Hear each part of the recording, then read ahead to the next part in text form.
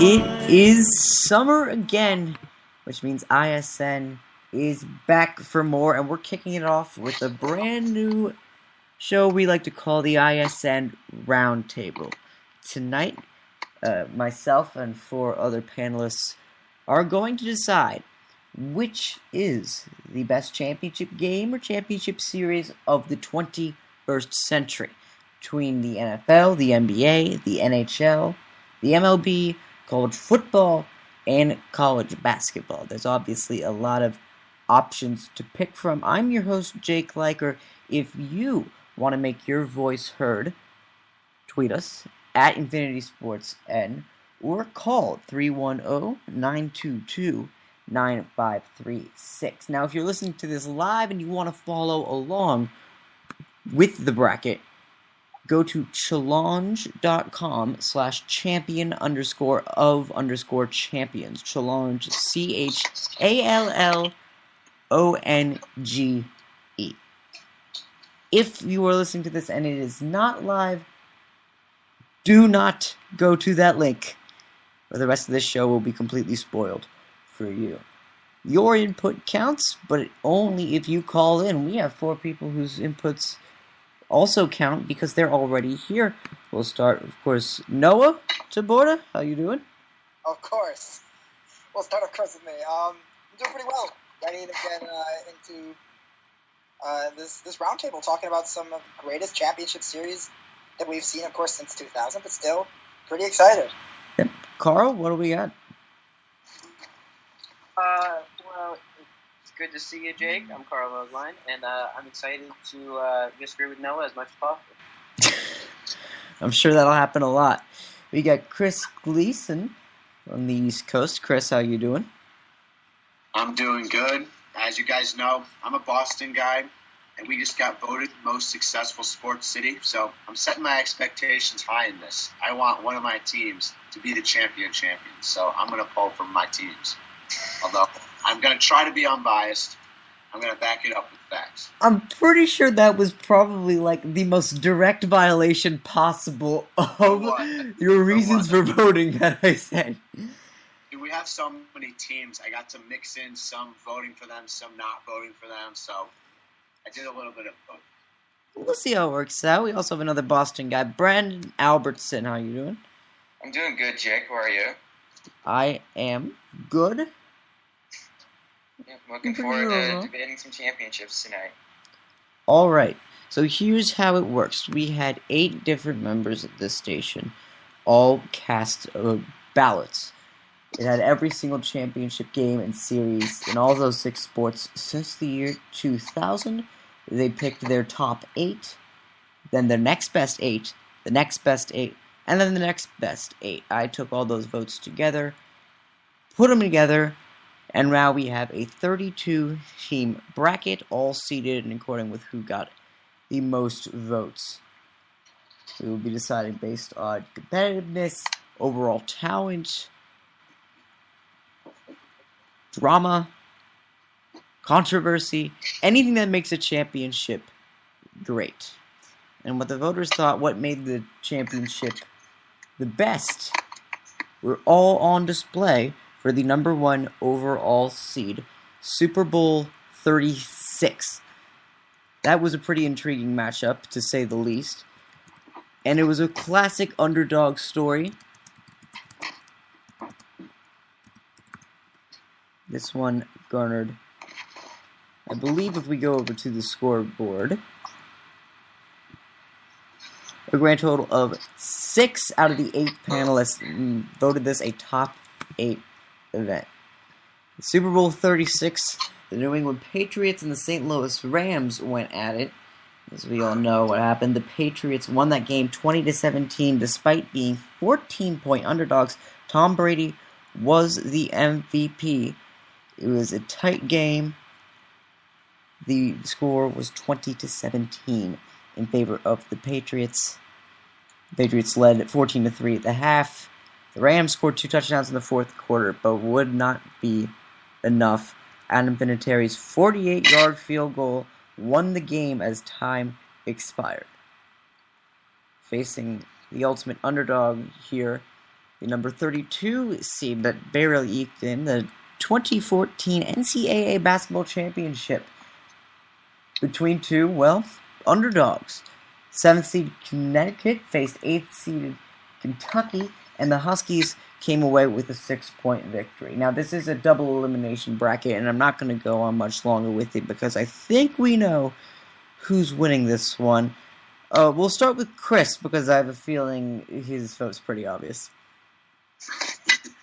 It is pretty obvious, but I am a UConn fan as well. I reside in Connecticut, but obviously the Patriots Super Bowl gets my vote. That was a franchise-changing victory, huge underdog win. So as you say, it's obvious. It was the first of many to come.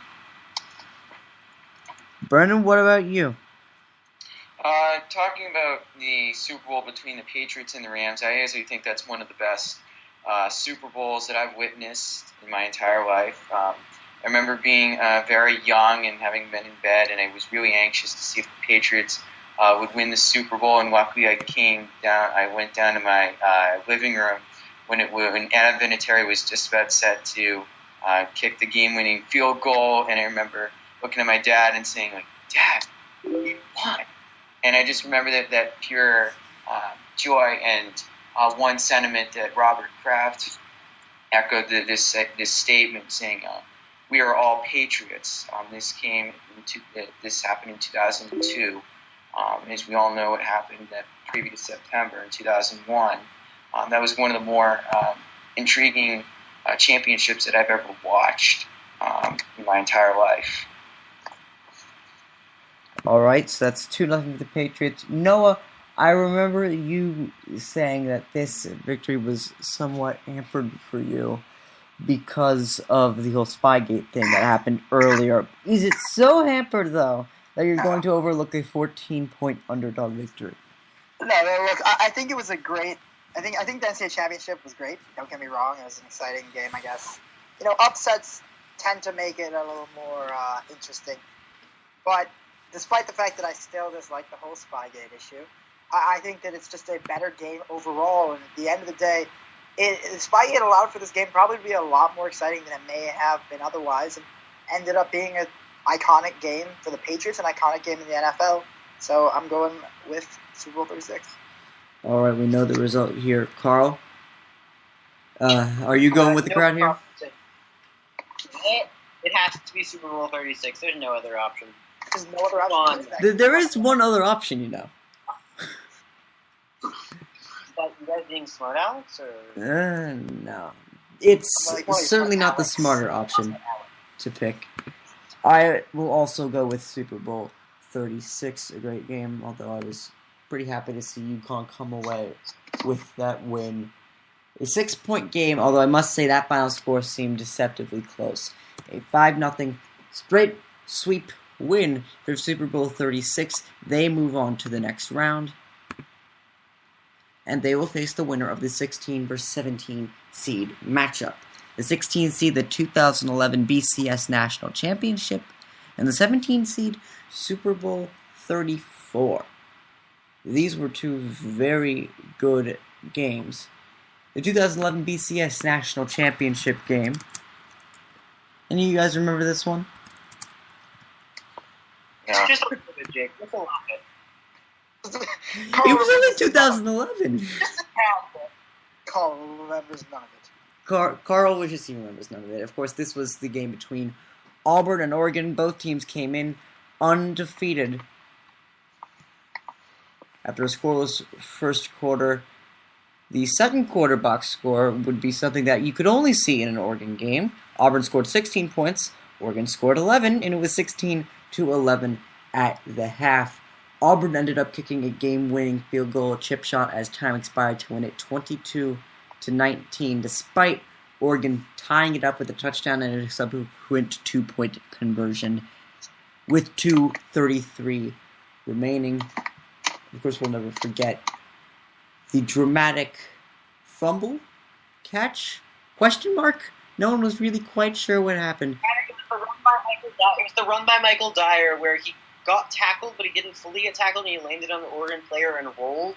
He landed on the player and won. And that was after Chip Kelly they were ready to take a knee. That was the strategy of Auburn, was just going to be take a knee and force overtime. But Chip Kelly started calling timeouts, and people kind of forget that. But Chip Kelly started calling timeouts, so they had to run plays, and Michael Dyer broke a run that never should have broken. Yeah. I'm sorry to open that, or rather reopen that wound. Well, you know what makes it even better is when we move on. Well, we will move on, and luckily you're not a Tennessee Titans fan. This was the Super Bowl in the year 2000, the St. Louis Rams and the Tennessee Titans. St. Louis led 16-0. Tennessee came all the way back. They tied it at 16. Only for Isaac Bruce to catch a 73-yard touchdown pass from Kurt Warner in the fourth quarter to make it 23-16. And then the Titans took over the ball at their own 12-yard line with 1:48 left in the game. Steve McNair led his team down the field, and it ended up coming down to one final play, which is simply known as the tackle.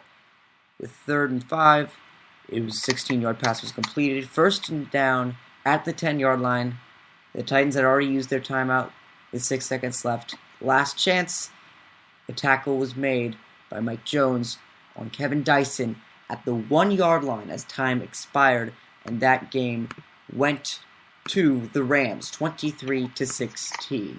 A great start to this century for Super Bowls. So this is a much tighter matchup here. I don't think there's a clear winner here. Carl, I'll let you go first. Despite being an Oregon fan, honestly, I think that the Rams-Titans Super Bowl is iconic. The Oregon-Auburn game was great, but there's a surrounding thing with the Super Bowl. Plus, there was the pinnacle moment at the end of the game, that climax that comes right at the end. As for the Dyer run, which was kind of like mixed in, it was a fluke. I think that the Titans-Rams game, I think it's way underranked at seed 17. I think should be much higher ranked, like a top 10 every game. So I give it to the Super Bowl. All right, 1 point for Super Bowl 2000. Noah. 2 points. Make it 2. Look, I don't think this one is in my top 3 per se of Super Bowls. However, I still think it's a better game.